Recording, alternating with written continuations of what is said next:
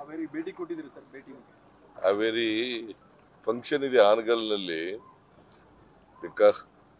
ಕೆಲವು ಉದ್ಘಾಟನೆ ಮತ್ತು ಶಂಕುಸ್ಥಾಪನೆ ಕಾರ್ಯಕ್ರಮಗಳಿದ್ದಾವೆ.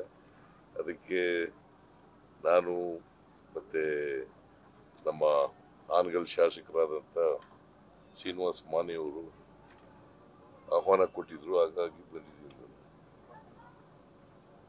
ಇನ್ನೇನಾರ ಕೇಳಿ ಸರ್. ಈಗ ಮಂಗಳೂರಲ್ಲಿ ನಡೆದಿರ್ತಕ್ಕಂಥ ಗಲಭೆ ಪ್ರಕರಣವಾಗಿ ಈಗಾಗಲೇ ತಮ್ಮ ಸರ್ಕಾರ ಫಾಜಿಲ್ ಹತ್ಯೆ ಆದಂಥ ಸಂದರ್ಭದಲ್ಲಿ 25 ಲಕ್ಷ ರೂಪಾಯಿ ಪರಿಹಾರ ಕೊಟ್ಟಿತ್ತು.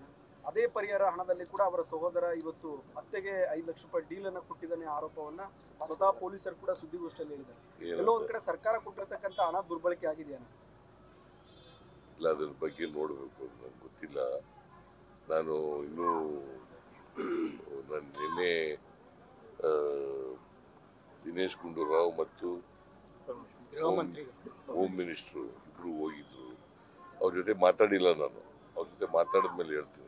ಸರ್, ಈಗ ಕರಾವಳಿಯಲ್ಲಿ ಕೂಡ ಆಂಟಿ ಕಮ್ಯುನಲ್ ವಿಂಗ್ ಅನ್ನು ಸ್ಥಾಪನೆ ಮಾಡಿದ್ರಿ ಸರ್ ಹೊಸದಾಗಿ. ಈಗ ಯಾರು ಸಮಾಜಘಾತಕ ಶಕ್ತಿಗಳಿದ್ದಾವೆ ಅವುಗಳನ್ನ ಮಟ್ಟ ಹಾಕ್ಲಿಕ್ಕೆ ಮತ್ತು ಪತ್ತೆ ಹಚ್ಚಲಿಕ್ಕೆ ಒಂದು ವಿಂಗ್ ಬೇಕಾಗ್ತದೆ. ಅದಕ್ಕೆ ಒಂದು ಸ್ಪೆಷಲ್ ವಿಂಗ್ ಬೇಕಾಗ್ತದೆ. ಅದನ್ನು ಮಾಡಬೇಕು ಅಂತ ಅವ್ರು ಹೇಳಿದ್ದಾರೆ. ಅವ್ರ ಜೊತೆ ಮಾತಾಡಿ, ನಾನು ಹೋಮ್ ಮಿನಿಸ್ಟರ್ ಜೊತೆ ಮಾತಾಡಿ ಆಮೇಲೆ ಕ್ರಮ ತಗೋತೀನಿ. ಇನ್ನ ಸ್ವಲ್ಪ ದಿವಸಕ್ಕೆ 2 ವರ್ಷ ತಗೋತೀವಿ ನಿಮ್ಮ ಸರ್ಕಾರಕ್ಕೆ. ಏನಾದರೂ ವಿಶೇಷ ಕಾರ್ಯಕ್ರಮ ಇಟ್ಕೊಂಡಿದ್ದೀರಾ ಸರ್ಕಾರ? ನೀನು ಬಾರಪ್ಪ ಬಳ್ಳಾರಿಗೆ, ವಿಜಯನಗರಕ್ಕೆ. ವಿಜಯನಗರದಲ್ಲಿ 2 ವರ್ಷದ್ದು ಕಾರ್ಯಕ್ರಮ ನಾವು ಮಾಡ್ತಾ ಇದ್ದೀವಿ. ದಯಮಾಡಿ ನೀನು ಬಾ. Extend the invitation to you. Sir, ಕೇಂದ್ರ ನಾಯಕರು ಜಾತಿ ಜನಗಣತಿ ಮಾಡ್ಲಿಕ್ಕೆ ಹೋಗ್ತಿದ್ದಾರೆ ಸರ್. ಮೊದಲು ನಿಮ್ಮ ಈಗ ನೋಡಿ, ಜಾತಿ ಗಣತಿನ ಟೀಕೆ ಮಾಡ್ತಿದ್ರು ಸಿದ್ದರಾಮಯ್ಯನವರು. ಜಾತಿಗಳ ನಡುವೆ ಸಂಘರ್ಷ. ಈಗೇನು ಹೇಳ್ತಾರೆ?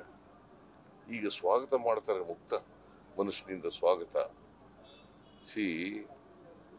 ಯಾವ ಇದರಿಂದ ತೀರ್ಥ ಎಲ್ಲಿಂದ ಬರಬೇಕು ಅಲ್ಲಿಂದ ಬಂದಾಗ ಮಾತ್ರ ಅವರು ಅಂದ್ರೆ ಒಟ್ಟಾರೆಯಾಗಿ ಅವರು ಹೇಳ್ತಿದ್ದದ್ದು ಮೊದಲು ರಾಜಕೀಯವಾಗಿ ಹೇಳ್ತಾ ಇದ್ರು, ವಾಸ್ತವಿಕತೆ ಮೇಲೆ ಹೇಳ್ತಾ ಇರ್ಲಿಲ್ಲ ಅನ್ನೋದು ಅರ್ಥ ಆಗತ್ತಲ್ವಾ? ಅಲ್ವೇನ್ರಿ? ಸರಿ.